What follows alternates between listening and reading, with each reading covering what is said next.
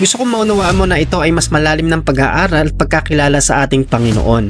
Ang banal na Espiritu ay merong gift na siyam na ibinigay niya sa bawat believer ng Panginoong Hesukristo. Number 1, the words of wisdom. Ni-impart sa iyo nito at tumpak na kailangan ng believer na pinapasabihan ng Panginoon na sharean mo ng wisdom. Hindi ito nagmumula sa mga binabasa natin. Ito ay nagmumula lang sa ating Diyos. Number 2, the word of knowledge. Hindi lang to basta searching, reading, and memorizing ng mga libro. Kung ano yung pinaparting sa atin ng Panginoon, specifically, direct dun sa tao, direct dun sa mga believer. Ito ay galing sa Panginoon. Yung kakayahan at katalinuhan na mismong pinapasabi ng Diyos para impart mo sa ibang tao at sa ibang believer. Mensaheng detailed, informative, at specific. Number 3, gift of faith. Magkaiba po ito sa faith nung tinanggap natin ng Panginoong Hesukristo. Kaya mong gawin yung mga bagay na ito kahit walang kasiguraduhan. This is gift of faith para ma-motivate, ma-encourage yung ibang mga kapatid para manampalataya sa Panginoong Hesukristo. At sa Christian, pwede maging yabang na nagawa mo yung bagay na ito kasi nga imposible pero nangyari. Tandaan po natin, ang gift of the Holy Spirit ay hindi to brag. I-share mo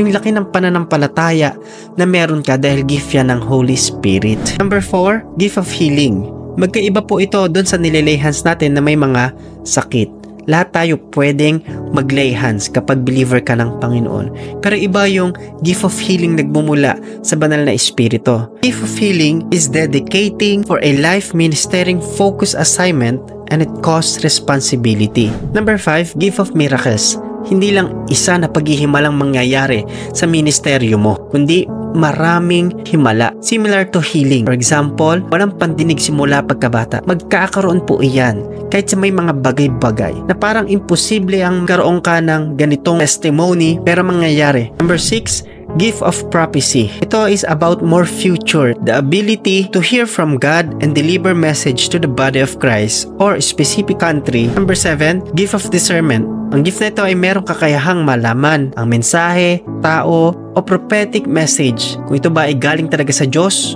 o hindi galing sa Diyos. Number 8, the gift of tongues. Iba po ito sa prayer language na nagpe-pray tayo, nagtatangs tayo, edifying ourselves. May mga tongues na hindi po talaga na-interpret kasi mismong ang Panginoon nakakaalam po niyan. Pero yung gift of tongues na i-interpret, pwedeng prophecy, warning, message, edify, believers. Panghuli, the gift of interpretation. Ipapaliwanag mo yung prophecy, yung tongues, doon sa 9 gift of the Holy Spirit. Baka nag-aakala iba, may napanaginipan lang, kaya naman nagtangs sila, ay para sa lahat na. No, we must to discern it. Ito ay para sa body of Christ, assemble and to unite believer of Christ. Meron ka bang gift na ganito? Let me know in the comment section. Share mo na din ito para makatulong sa iba na nagtatanong ng ganitong bagay. Agree ka, follow ka. God bless po.